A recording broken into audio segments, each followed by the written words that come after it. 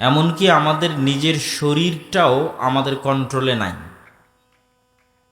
এটা কেন বললাম যে আমাদের শরীর আমাদের কন্ট্রোলে নাই? আমাদের শরীরের মধ্যে আমি ভাত খাবার খেলাম, খেয়ে আমার শরীরকে বলবো তুমি এই খাবারটাকে সুগারে রূপান্তর না করে এটাকে প্রোটিনে রূপান্তর করো। শরীর কি তা করবে? তা করবে না। কেননা শরীর আমার কথা শুনবে না। ওকে যেভাবে সেট আপ করা আছে ও সেভাবে কাজ করবে। এবং আপনি আশ্চর্য হবেন, যে কোনো অভিজ্ঞ ডাক্তারকেও যদি জিজ্ঞেস করেন যে আমাদের ব্রেন এটা বুঝতে পারে কিনা যে আমি ভাত খাচ্ছি না বিরিয়ানি খাচ্ছি না পাউরুটি খাচ্ছি, এটা ব্রেন বুঝতে পারে না। ব্রেন বুঝতে পারে যে আমি সুগার খাচ্ছি না প্রোটিন খাচ্ছি না ভিটামিন খাচ্ছি না কি খাচ্ছি। জাস্ট এই জিনিসটা সে বুঝতে পারে। দেখা যাচ্ছে প্রত্যেক যেই জিনিস থেকে ভিটামিন ভিটামিন ডি আসতে পারে সেটাকে সে ভিটামিন হিসেবে গণ্য করে।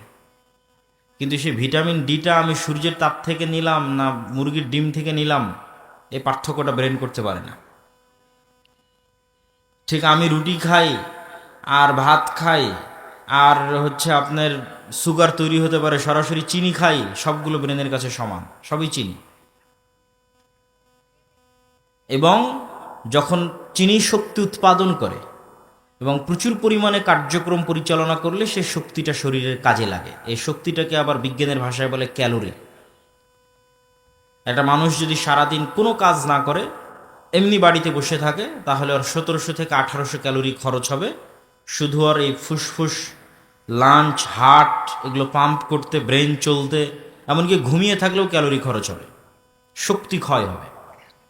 তো যখন আমি প্রচুর পরিমাণে ভাত খাচ্ছি, প্রচুর পরিমাণে রুটি খাচ্ছি তথা বেশি ক্যালোরি অবজর্ভ করছি শরীরের মধ্যে, তখন আমার ব্রেন মনে করে যে আমি হয়তো সামনে এমন কোনো দিন আসতেছে যে আমি হয়তো অনেক দিন না খেয়ে থাকবো, অথবা আমি হয়তো এত উঁচু পাহাড়ে উঠব যে আমার প্রচুর শক্তির দরকার, এই জন্য আমি এত খাবার আগেই স্টক করতেছি। কেন? প্রয়োজনের অতিরিক্ত শক্তি শরীরে ঢুকতেছে, ক্যালোরি শরীরে ঢুকতেছে। তখন ব্রেন সেগুলোকে জমা করে। জমা করলেই তখন আমরা বুঝতে পারি যে আমাদের ভুঁড়ি হচ্ছে অথবা আমার স্বাস্থ্য বেড়ে যাচ্ছে। এটা ব্রেন জমা করে। ব্রেন তো আর জানে না যে আপনি খেতেই আছেন, এটা আসলে শেষ হবে না। ব্রেন মনে করতেছে যে আপনি হয়তো সামনে হিমালয় পাহাড়ে উঠবেন, অতএব এখানে চর্বি জমা করতে হবে, যাতে হিমালয় পাহাড়ে টানা 1 মাস কোনো খাবার না থাকলে আর কঠোর পরিশ্রম হলে তখন এটাকে খরচ করে করে সে চলবে। এইভাবে মানুষের ব্রেন কাজ করে। তথা মানুষের ব্রেন, মানুষের শরীর, মানুষের লাঞ্চ, মানুষের ফুসফুস, মানুষের হার্ট, মানুষের ব্লাড সার্কুলেশন একটাও মানুষের কথা শোনে না। যেইভাবে আল্লাহ সুবহানাহু ওয়া তাআলা সেট আপ করেছে সেইভাবে। এবং বিজ্ঞানীরাও যে আজকের চিকিৎসা বিদ্যাকে এত উন্নতির পর্যায়ে নিয়ে গেছে, সেটাও তারা নিজেরা আলাদা কিছু তৈরি করেছে তা নয়। তারা মানুষের শরীর কিভাবে কাজ করে সেটা জেনে ওই অনুযায়ী কি করা যায় সেটা করে। এর বাইরে গিয়ে আলাদা কিছু চাপিয়ে দিবে এই শরীরের উপর, এই ক্ষমতা ডাক্তারেরও নাই, বিজ্ঞানীরও নাই। বিজ্ঞানীকে আগে জানতে হয়েছে আল্লাহর এই শরীরের সেট আপটা কেমন। তো বলে আল্লাহর শরীরের সেট আপ এমন, তাহলে ওই সেট আপের সাথে মিল রেখে আমি কি করতে পারি, মানুষ অসুস্থ হলে কি দিতে পারি, ওইটা এই সেট আপের সাথে মিল রেখে হতে হবে। এই নিয়মের বাইরে গিয়ে পারবে না। তো ঠিক আমাদের পৃথিবীতে আমরা চোখের সামনে যা দেখছি এগুলো একটা আমাদের কন্ট্রোলে নাই। কিভাবে নাই? আমার শরীর বাদ দিলাম। ধরেন আমরা যে খাবারটা গ্রহণ করতেছি, গোস্ত খাবো, এই গরুর গোস্ত একটা গরুর শরীরে তৈরি হওয়ার জন্য আমি গরুর গোস্ত থেকে শক্তি নিব। তা গরু শক্তিটা কোথায় থেকে নিয়েছে? তো গরু দেখবেন যে হয় ঘাস পাতা ভুসি এগুলো খেয়ে শক্তি নিয়েছে। তাহলে ঘাস কোথায় হয়েছে? তো বলে মাটিতে হয়েছে। তো কিসের শক্তিতে ঘাস শক্তি পেল? ঘাস 3টে জিনিসের শক্তিতে শক্তি পেল। একটা মাটির শক্তি, পানির শক্তি, সূর্যের শক্তি। আপনি এই 3টে জিনিসকে বাদ দেন, বাদ দিয়ে বলেন যে আপনি এমন কিছু তৈরি করে দেখাবেন যেখান থেকে মানুষ বেঁচে থাকবে। যে মানুষ মাটি বাদ দিল, অক্সিজেন বাদ দিল, পানি বাদ দিল, সূর্য বাদ দিল, দিয়ে এমন কিছু তৈরি করলো যেটা দিয়ে এখন মানুষ টিকে থাকবে। একটা কিছু বানাক মানুষ। আপনি যে কোনো খাবারে হাত দেন, যে কোনো পৃথিবীর খাবার যেটা দিয়ে আমরা বেঁচে আছি, ওই খাবারের মূলে যান, মূলে গেলে দেখবেন এই তিনটে জিনিস দিয়ে বিস্কুট ধরেন আমরা খাচ্ছি, কই থেকে আসছে? অবশ্যই গম বা চাউলের আটা থেকে। তো গম চাউলের আটা কোথায় থেকে আসছে? কোনো একটা জমি থেকে, যেখানে আল্লাহর পানি দেওয়া হয়েছে, আল্লাহর মাটি ব্যবহার করা হয়েছে, আল্লাহর সূর্য ব্যবহার করা হয়েছে। তো সূর্য কি মানুষের কন্ট্রোলে? কথা বলেন, সূর্য কি মানুষের কন্ট্রোলে? মাটি কি মানুষের কন্ট্রোলে? পানির উৎস কি মানুষের কন্ট্রোলে? এই জন্য কিন্তু সূরা মুলকের একটা আয়াত আছে যে আমি যদি মাটির নিচের পানিকে সম্পূর্ণরূপে নাই করে দিই, তোমরা পানি কোথায় থেকে নিয়ে আসো বলো? কোথায় তোমাদের পানির উৎস? সমুদ্রের পানি তো লবণাক্ত, আসমান থেকে বৃষ্টি এবং মাটির নিচের পানি, এটাই তো মানুষের সুপ্রিয় পানির উৎস।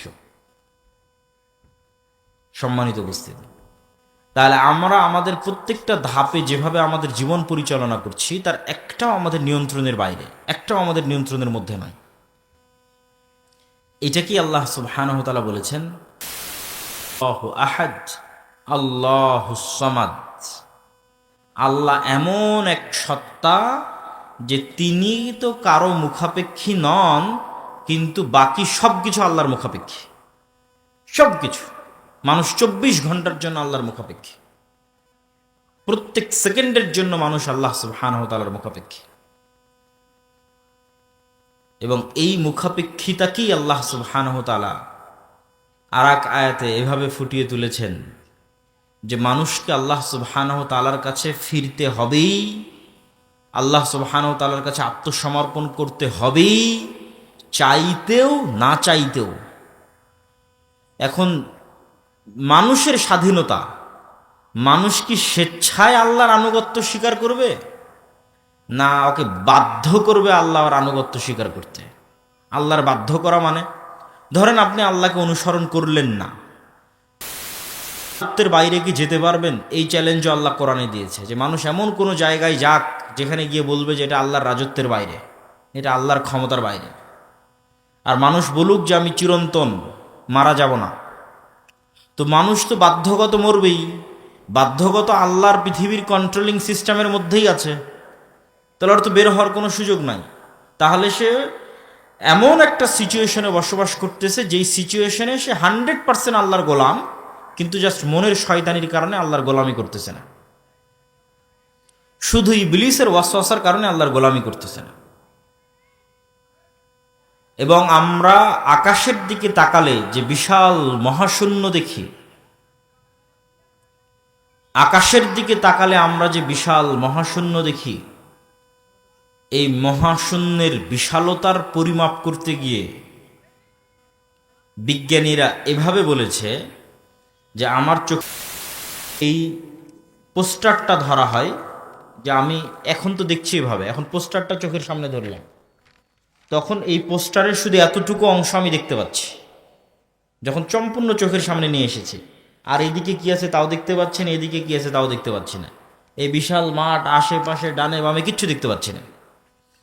ঠিক একটা বিশাল দেওয়ালের সামনে গিয়ে যদি আমরা দাঁড়াই এবং একদম দেওয়ালের সামনে গিয়ে চোখ ঠেকিয়ে দিই, তাহলে শুধু দেওয়ালের অতটুকু অংশই দেখতে পাবো, আর পাশাপাশি দেওয়াল যে কত বড় সেটা দেখার আমার সাধ্য নাই।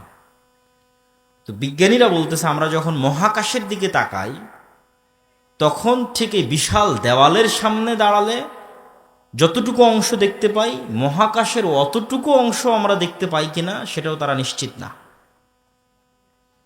কেননা তারা এই মহাকাশের কোনো পরিমাপ তারা দাঁড় করাতে পারেনি। তারা যখন পৃথিবী থেকে ঊর্ধ্বে উঠতে শুরু করেছে, উপরে উঠতে শুরু করেছে, উঠতে উঠতে উঠতে পৃথিবীর মতো আরও যত এরকম গ্রহ আছে দেখেছে, সেগুলো নিয়ে একটা গ্যালাক্সি, সৌরজগৎ সূর্যকে কেন্দ্র করে ঘুরতেছে, এরকম আরও অসংখ্য সৌরজগৎকে কেন্দ্র করে একটা গ্যালাক্সি তৈরি হয়েছে। ওই গ্যালাক্সির উপরে যখন যাচ্ছে তখন দেখছে আরও ওরকম বিশাল লক্ষ লক্ষ কোটি কোটি গ্যালাক্সি, কোথায় শেষ কেউ জানে না। তথা ওই লক্ষ লক্ষ কোটি কোটি গ্যালাক্সির মধ্যে আবার এরকম লক্ষ লক্ষ কোটি কোটি পৃথিবী আছে, পৃথিবীর চেয়ে বড় বড় গ্রহ আছে। আর কোরআন এবং হাদিস বলছে এগুলো নিচের আসমানের নিচের অবস্থা।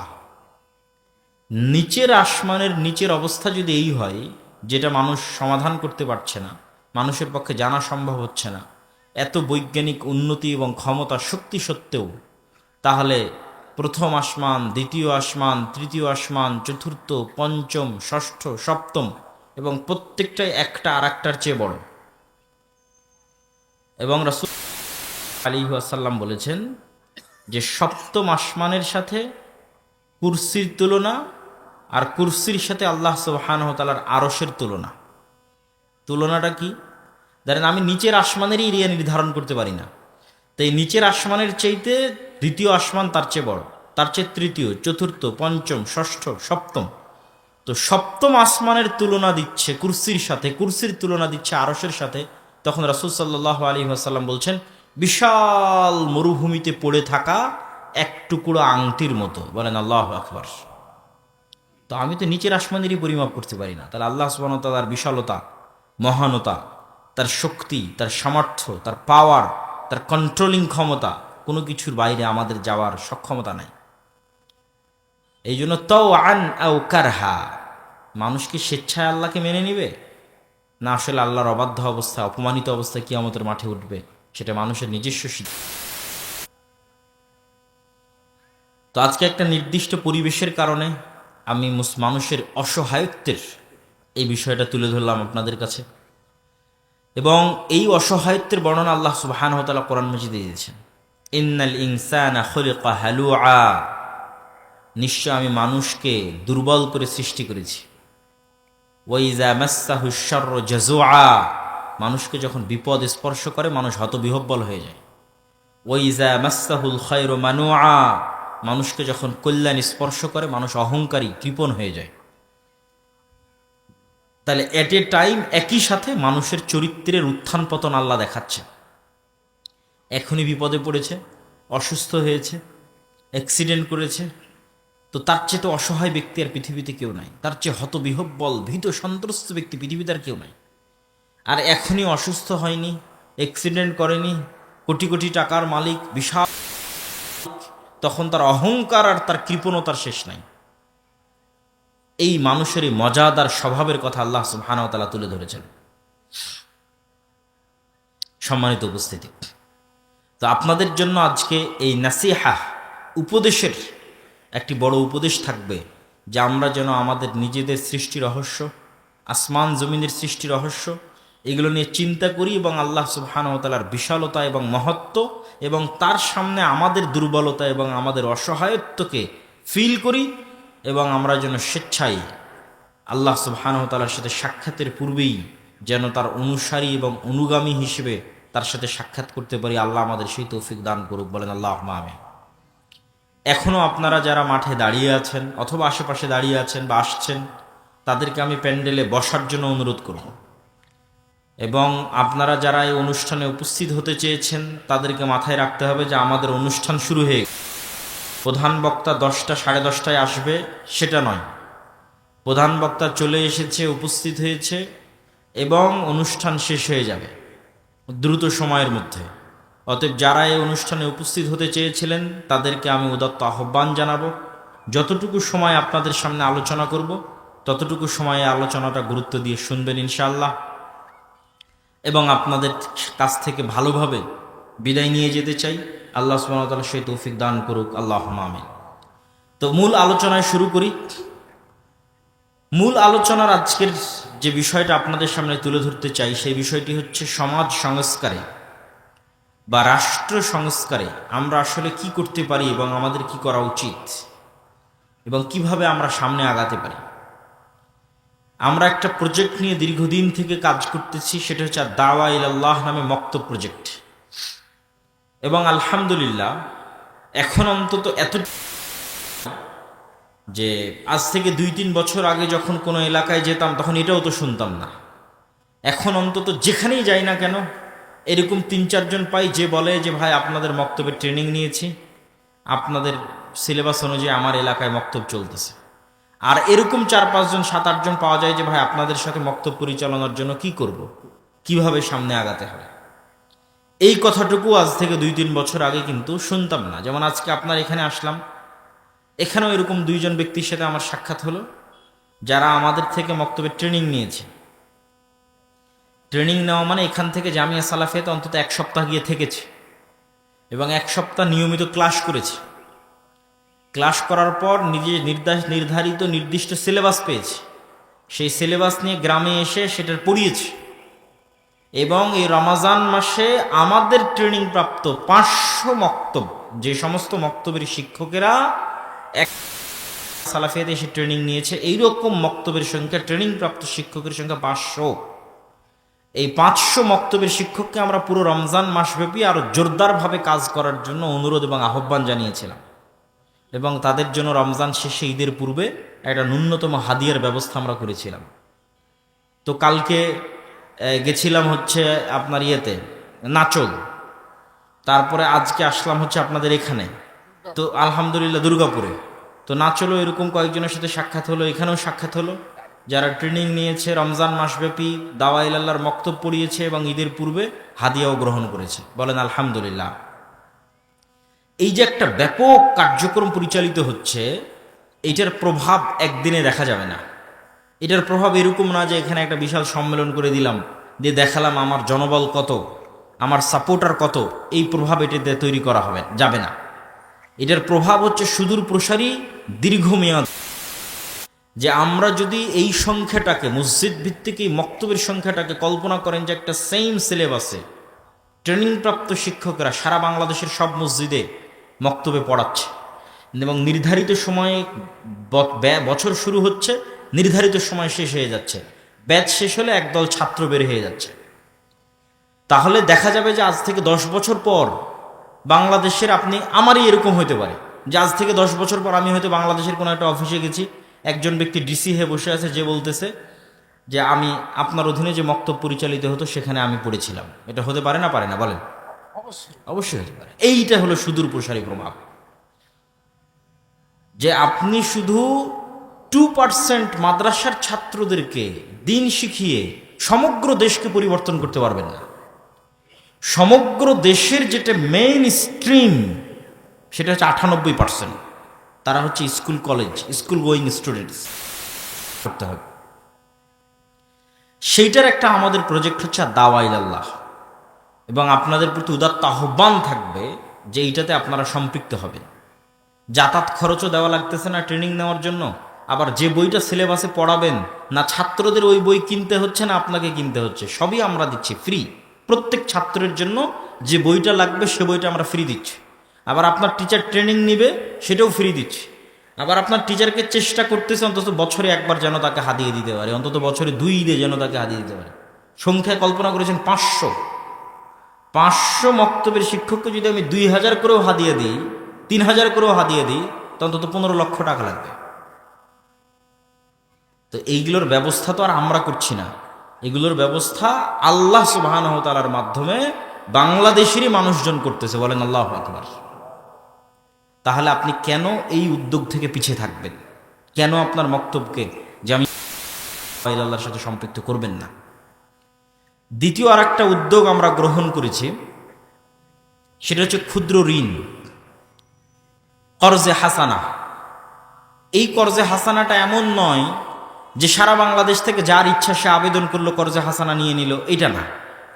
এই কর্জে হাসানাটা এই যে মসজিদগুলো চলতেছে, এই মসজিদগুলোকে শক্তিশালী করা, যে মসজিদগুলোতে আমাদের অধীনে মক্তব পরিচালিত হচ্ছে সেই মসজিদকে পাওয়ারফুল করা, এম্পাওয়ার করা, তথা একমাত্র ওই মসজিদের মাধ্যমে ওই এলাকাতেই কর্জ হাসানা বন্টন হবে, তথা ওই এলাকার মানুষ এইটা জানবে, যে এলাকায় মক্তবটা চলতেছে, যে এইখানে যেমন একটা, এই মসজিদে যেমন একটা দিন শিক্ষার ব্যবস্থা আছে, আবার এই মসজিদ থেকে কর্জে হাসানা হিসেবে অর্থনৈতিক সহযোগিতা পাওয়া যায়। বলেন আল্লাহু আকবার।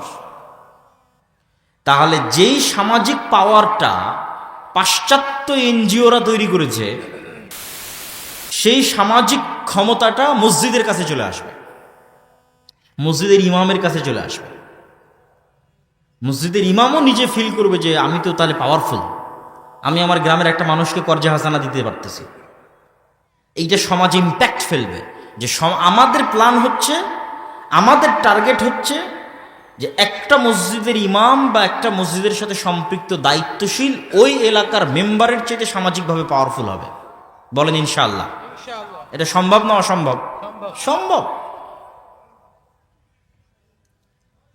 এবং এটা কেন হওয়া উচিত সেটার পিছনের লজিকটাও বলি, যে এটা কেন হওয়া উচিত। এটা এই জন্য হওয়া উচিত যে আপনি যখন সমাজকে পরিবর্তন করতে চাইবেন তখন আপনাকে গোড়া থেকে কাজ শুরু করতে হবে, একদম তৃণমূল থেকে কাজ শুরু করতে হবে। এখন তৃণমূলে গিয়ে আপনি দেখতেছেন আমি একটা বিশাল লেকচার দিয়ে চলে গেলাম সুদ হারাম, আপনারা বক্তব্য শুনলেনও সুদ হারাম, পরের দিন ঠিকই আপনার প্রয়োজন হচ্ছে, আপনার সমস্যা হচ্ছে, আপনি যেখানে সুদের ভিত্তিতে লোন পাওয়া যাচ্ছে সেখান থেকে নিচ্ছেন। তাহলে আমি তো আপনাকে ওই সার্ভিসটা দিতে পারছি না, যে আপনাকে যে আমি সুদ মুক্ত একটা সহযোগিতা করে আপনারও যে একটা দাঁড়ানোর ব্যবস্থা করে দেবো সেটা তো আমি করছি না। তাহলে আপনি কেন সুদ মুক্ত থাকবেন? অথচ সুদ মানুষকে গোলাম করে, সুদ মানুষকে গোলাম বানায়, সুদের ভিত্তিতে লোন মানুষকে মিথ্যা বলা শিখায়। আর কর্জে হাসানা এমন একটা বিধান যার কথা আল্লাহ সুবহানাহু ওয়া তাআলা বলছে, ওমাই ইয়াকরিদুল্লাহ করদান হাসানা, তোমাদের মধ্যে এমন কে আছে যে আল্লাহকে কর্জে হাসানা দিবে। আমি কর্জে হাসানা দিলাম আপনাকে, আমি কর্জে হাসানা কাকে দিলাম? আমার সাথে একটু কথা বলেন। আপনি আমার কাছে আসলেন, আমি আপনাকে 50,000 কর্জে হাসানা দিলাম, এটা তো আমি আপনাকে দিলাম। তো আল্লাহ বলতেছে আব্দুল্লাহ তুমি এই কর্জে হাসানা ওই ব্যক্তিকে দাওনি, কর্জে হাসানাটা কাকে দিয়েছো? আল্লাহকে দিয়েছো। আল্লাহু আকবার। এই জন্য ইসলামের সিকিউরিটি সিস্টেম হচ্ছে, ইন্স্যুরেন্স সিস্টেম হচ্ছে সোশ্যাল ইন্স্যুরেন্স। ইসলামের লাইফের ইন্স্যুরেন্সও সোশ্যাল, ফ্যামিলি ইন্স্যুরেন্সও সোশ্যাল, সব কিছুই সোশ্যাল। ইসলামের আলাদা কোনো ইন্স্যুরেন্স নাই যে ব্যাংকে গিয়ে ইন্স্যুরেন্স জমা দিতে হবে, এটা সোশ্যাল ইন্স্যুরেন্স। আপনি মারা গেলে আপনার সোসাইটির দায়িত্ব, এরকম একটা সমাজ গড়ে উঠুক, এটা ইসলাম চাই। মসজিদ ভিত্তিক একটা সমাজ গড়ে উঠুক, যে সমাজ দায়িত্ব নিবে, যে ব্যক্তিটা মারা গেলে তার ছেলে মেয়ে কীভাবে জীবন চালাবে, এই ব্যক্তিটা মারা গেলে তার স্ত্রী কিভাবে জীবন চালাবে, কিভাবে তাকে সহযোগিতা করা হবে, এটা দায়িত্ব নিবে সোসাইটি। এটা সোশ্যাল ইন্স্যুরেন্স। এখন এটার বাইরে আমরা বের হয়ে গেছি, তখন সব কিছু সম্পৃক্ত হয়ে গেছে সুদের সাথে।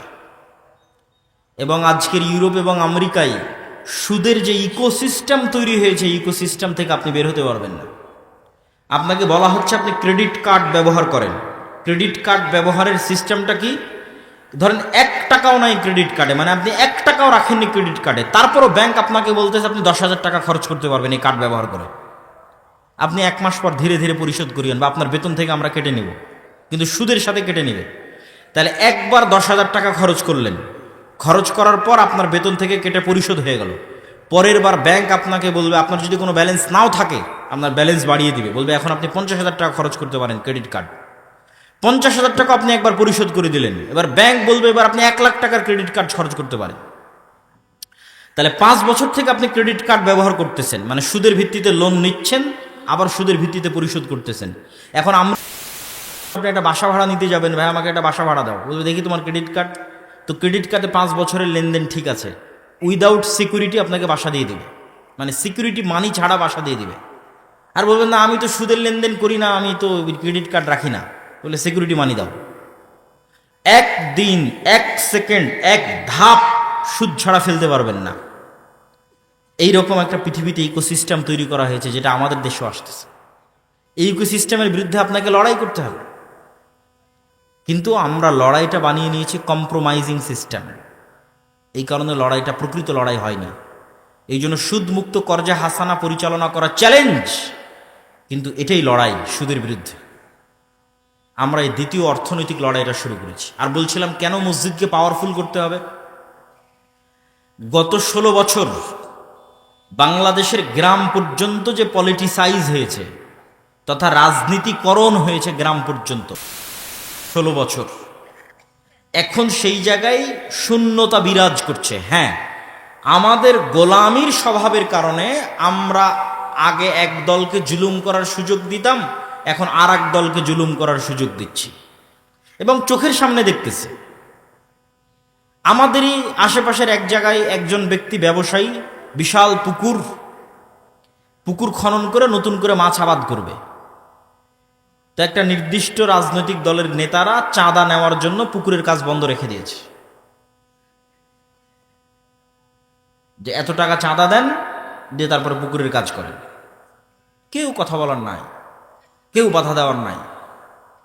তাহলে আমরা নিজেরা মাজলুম হওয়ার রাস্তা, যেমন গত 16 বছর এক দলের হাতে মাজলুম হতাম, আবার আর কারো কাছে যেন মাজলুম হওয়া যায় সেটার রাস্তা আমরা মেনে নিচ্ছি।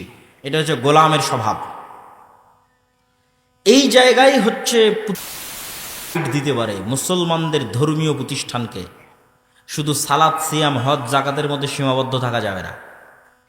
মসজিদ মাদ্রাসাকে শুধু কোরআন পড়াবে আর শুধু মক্তব পড়াবে, এর মধ্যে সীমাবদ্ধ থাকা যাবে না।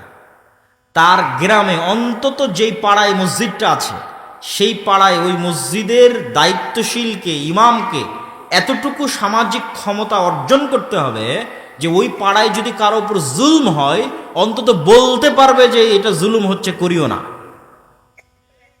অন্তত গিয়ে বলতে পারবে এটা অন্যায়, এটা করিও না। এই কাজ যতক্ষণ করবেন না, ততক্ষণ আল্লাহ আপনাদেরকে শাসন ক্ষমতা দিবে না। ন্যায় প্রতিষ্ঠার আন্দোলনের মাধ্যমে লিডার তৈরি হয়। আর আমাদের আলেম ওলামা এবং আমরা যেভাবে মসজিদ মাদ্রাসা চালাই, এটা সম্পূর্ণ গোলামির সিস্টেম। এখানে গোলাম তৈরি হয়, যে দেশে কি হচ্ছে, গ্রামে কি হচ্ছে, সমাজে কি হচ্ছে আমি কিচ্ছু জানি না, খালি নামাজটা বা কোনো মতে পড়লেই হলো। চোখের সামনে আরেকজনের উপর জুলম হচ্ছে, আপনি বাধা দিবেন না, ন্যায় প্রতিষ্ঠার জন্য চেষ্টা করবেন না, আপনি নেতা হবেন কিভাবে? এবং এই ন্যায় প্রতিষ্ঠার সংগ্রাম সমাজে শুরু করার আগে, গ্রামে শুরু করার আগে আপনাকে নিজেকেও যাচাই করতে হবে যে আমি আমার পরিবার, আমার ফ্যামিলির মধ্যে ন্যায় প্রতিষ্ঠা করতে পারছি কিনা, করেছি কিনা। কেননা রাষ্ট্রে ইসলাম যাওয়া মানে, রাসূল সাল্লাল্লাহু আলাইহি ওয়াসাল্লাম বলছেন, লা তাকুমুস সাআহ হাত্তা ইয়ানজিলা ঈসা ইবনে মারইয়াম, ততদিন পর্যন্ত কিয়ামত হবে না যতদিন না মারিয়ামের ছেলে ঈসা দুনিয়াতে নেমে না আসে। আর মারিয়ামের ছেলে ঈসা দুনিয়াতে নেমে এসে কি করবে? হাকামান মুকসিতা, সমগ্র পৃথিবীতে ন্যায় বিচার প্রতিষ্ঠা করবে। আমি স্বেচ্ছাসেবকদের আহ্বান করব, এখনো যারা দাঁড়িয়ে আছেন আশেপাশে, পরিবেশটা একটু সুন্দর করি। আমরা পিছনে দাঁড়িয়ে আছেন, সামনে এসে বসেন।